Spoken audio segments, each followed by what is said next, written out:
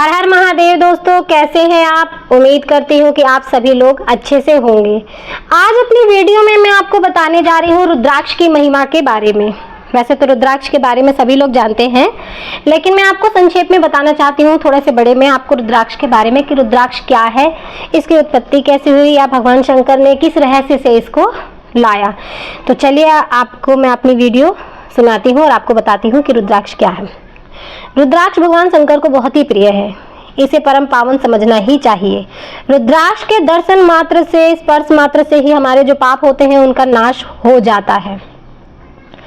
पूर्व काल में जब शिव ने समस्त लोगों का उपकार करने के लिए देवी पार्वती के सामने रुद्राक्ष की महिमा का वर्णन करना चाहा, तो भगवान ने कहा कि मैं भक्तों के हित की कामना के लिए रुद्राक्ष का वर्णन करता हूँ, उसे तुम अच्छे से सुनना। मैं मन को संयम में रखकर हजारों वर्षों तक, दिव्य वर्षों तक घोर तपस्या में लगा रहा। एक दिन अचानक से मेरा मन व्याकुल हो उठा। मैं संपूर्ण लोगों का उपकार करने के लिए स्वतंत्र परमेश्वर तो हूँ ही, अतः उस समय मैंने लीलावश अपने दोनों नेत्रों को यानी दोनों आंखों को बंद करके जैसे ही खोला, मेरे आंखों से कुछ जल की बूंदें गिर पड़ी और वो गिरते ही धरती पर एक वृक्ष का आकार ले लिया, जिसे हम रुद्राक्ष कहते हैं। ये रुद्राक्ष जो है धरती पर गौड़ देश में हुआ, यानी मथुरा में, अयोध्या में, लंका में, मध्यांचल में, काशी में और अन्य देशों में भी इसके अंकुर उगे हैं। और जहाँ तक हम लोग कितनी सारी कथाएं सुनते हैं, जैसे सीहोर वाले बाबा जी देते हैं, और जितने भी हम प्रवचन सुनते हैं वो सभी लोग हमको रुद्राक्ष के बारे में बताते हैं। रुद्राक्ष के वृक्ष है और हमारे नेपाल में भी इसके वृक्ष पाए जाते हैं। तो रुद्राक्ष का बीज भगवान शंकर के नेत्रों से जो आंसू गिरे थे उससे हुआ। ये जो रुद्राक्ष का बीज है उसको भगवान ने 4 वर्णों ने विभाजित किया था, जैसे ब्राह्मण में, क्षत्रिय में, वैश्य में और शूद्र में।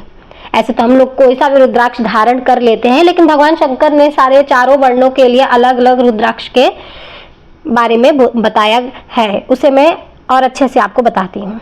मनुष्यों को चाहिए कि क्रमशः वे अपने जो रुद्राक्ष है उसको धारण करें, यानी जो भी अपनी कामना है, मन की इच्छा है, उसे चारों वर्ण के लोगों को, विशेषतः शिव भक्तों को, पार्वती जी की प्रसन्नता के लिए रुद्राक्ष को फल को अवश्य धारण करना ही चाहिए।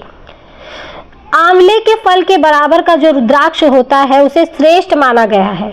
जो बेर के फल के बराबर का रुद्राक्ष होता है उसे मध्यम श्रेणी का रुद्राक्ष माना गया है, और जो चने के बराबर का जो रुद्राक्ष होता है उसकी गणना निम्न कोटि में की गई है। अब इसमें उत्तम परखने की या दूसरी उत्तम प्रक्रिया बताई जाती है, जिसे बताने के लिए भक्तों ने पार्वती जी से पूछा। तो पार्वती जी ने कहा, जो रुद्राक्ष बेर के फल के बराबर होता है वह उतना छोटा होने पर भी लोगों में उत्तम फल देने वाला होता है और सुख सौभाग्य की वृद्धि करता है, समस्त कष्टों का विनाश कर देता है। जो सबसे छोटा यानी बहुत छोटा होता है उसे मनोरथ की फलों की सिद्धि होती है। रुद्राक्ष जैसे जैसे छोटा होता है वैसे वैसे अधिक फल देने वाला होता है। एक बड़े से रुद्राक्ष को एक एक छोटे रुद्राक्षों के विद्वानों में 10 गुना अधिक फल देने वाला बताया गया है, जिससे हमारे पापों का नाश हो जाता है।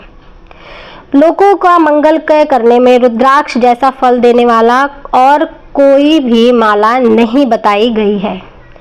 और एक चीज मैं बता रही हूँ दोस्तों कि जो कीड़े लगे वाले जो रुद्राक्ष होते हैं, जो दूषित होते हैं, जो टूटा फूटा होता है, जिसमें उभरे हुए दाने न हो, जो पूरा पूरा गोल न हो, जो आधा अधूरा रहे, उसे तो हमें धारण ही नहीं करना चाहिए। जिसके अंदर छेद ना हो, जिसमें जबरदस्ती करना पड़े। क्योंकि हम लोग तो देखिए, मैं आपको ये बताना चाहती हूँ कि आप जब भी रुद्राक्ष खरीदे बहुत ही अच्छी जगह से खरीदे, कोई जो पंडित हो, आपके जो बहुत अच्छे हो, जैसे कि हमारे जो प्रवचन करने वाले कितने सारे जो गुरु हैं उनसे ही आप ले। क्योंकि आप बाजार से, मार्केट से आपको बहुत सारी रुद्राक्ष मिल जाएगी, लेकिन वो रुद्राक्ष सही नहीं होती है। जैसे अभी मैंने आपको बताया कि कीड़े लगे हुए, खराब, जो अपने से गोल ना हो, जिसमें अपने से धाराएं ना बनी हो, उस रुद्राक्ष को तो हमें कभी लेना ही नहीं चाहिए। ऐसे हमको पता ही नहीं चलता है कि कौन सा रुद्राक्ष हमें लेना चाहिए, क्योंकि अगर हम इसको धारण करेंगे तो वो हमें फल तो कतई नहीं देता है। इसलिए हमें वही रुद्राक्ष धारण करना चाहिए जो कि अपने से जिसका आकार हो उसी का ही हमें फल मिलता है। तो रुद्राक्ष को बड़े बड़े जो पाप होते हैं उसका भी हमारा नाश हो जाता है, जो भी रुद्राक्ष होता है।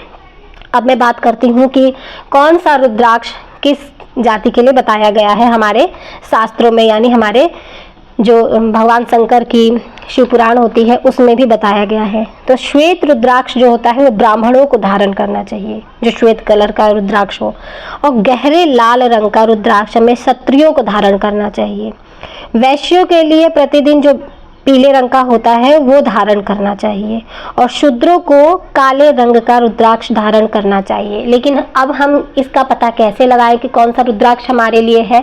तो कोई नहीं, जो रुद्राक्ष हमें भगवान जी की तरफ से मिलता है, जो भी रुद्राक्ष हमें हमारे गुरु या पंडित जी देते हैं उसे ही हमें धारण करना चाहिए। इतना हम कहाँ सोचते हैं, लेकिन जो हमारे भगवान ने बताया गया चारों वर्णों के लिए वो मैंने आपको बताया है। तो गृहस्थ और सन्यासी इन सबको ही धारण करना चाहिए। रुद्राक्ष को हमें जो भी धारण, बच्चे हैं, बड़े हैं, बूढ़े हैं, उन सबको हमें धारण करवाना चाहिए, क्योंकि इससे हमारे जो मन का जो संयम होता है वो बनाए रखता है, जो हमारा मन एकाग्र रहता है, जो बच्चे होते हैं उनका पढ़ने में मन लगता है। तो इसलिए हमें रुद्राक्ष धारण करना चाहिए। जहाँ रुद्राक्ष की पूजा होती है वहाँ लक्ष्मी दूर तक जो होती है, लक्ष्मी वहाँ रहती है। उस स्थान पर सारे जो हमारे रोग होते हैं जो नष्ट हो जाते हैं। तो आपको मैंने ये सारी जानकारी दी कि रुद्राक्ष को कैसे धारण करना चाहिए या रुद्राक्ष की उत्पत्ति कैसे हुई। तो आप जैसे भी हो, इतना हम लोग नहीं जान सकते कि कौन सा रुद्राक्ष हमें धारण करना चाहिए। तो हो सके तो आप लोग रुद्राक्ष को जो भी है धारण करें, लेकिन रुद्राक्ष पहनने से पहले आप भगवान शंकर को समर्पित जरूर करें और मंत्र का जाप अवश्य करें, और रुद्राक्ष को अशुद्ध न होने दें। कुछ नियम भी बनाए गए हैं जिसे हमें बहुत ध्यान रखना चाहिए। बहुत लोग तामसिक होकर इसका धारण करते हैं, तो धारण करने के लिए जो लोग करते हैं ठीक है, लेकिन हमें नहीं करना चाहिए। हमें छोटी छोटी बातों का ध्यान रखना चाहिए। अगर हम भगवान हमारे लिए इतना सब कुछ कर सकते हैं तो हम भी भगवान के लिए थोड़ा बहुत त्याग तो कर ही सकते हैं। तो हो सके तो आप लोग शुद्धता का बहुत ध्यान रखें। भगवान शंकर की जो रुद्राक्ष है धारण भी कर सकते हैं, ना हो तो आप उसका जल भी ग्रहण कर सकते हैं। अगर आप उनकी पूजा भी करते हैं तो आपके घर में जितने कोई अगर रोगी हो उसको भी आप उसका पानी पिला सकते हैं, जिससे उसका रोग भी खत्म हो सकता है। बच्चे हैं आप उनको पहना सकते हैं, जिसका मन एकाग्र होगा, बुद्धि होगी और वो पढ़ने में भी मन लगाएगा।